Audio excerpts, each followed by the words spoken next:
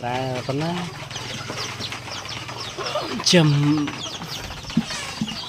đây tớ phịch lịch luôn nhường bàn lụa lại khla rồi tớ mình mòn srai mòn không ai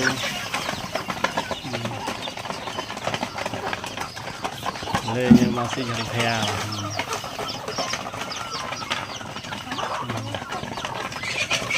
tia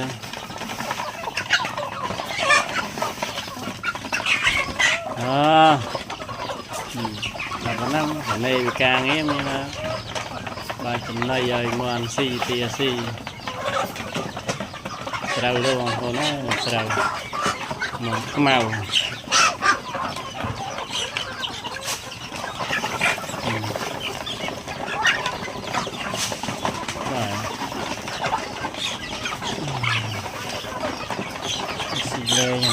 lên dần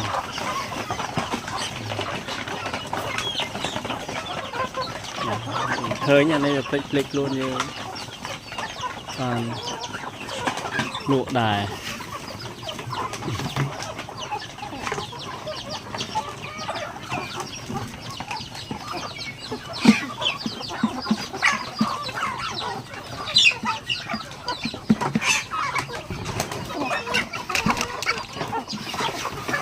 chờ nó trên Việt Nam màu đá đấy nè.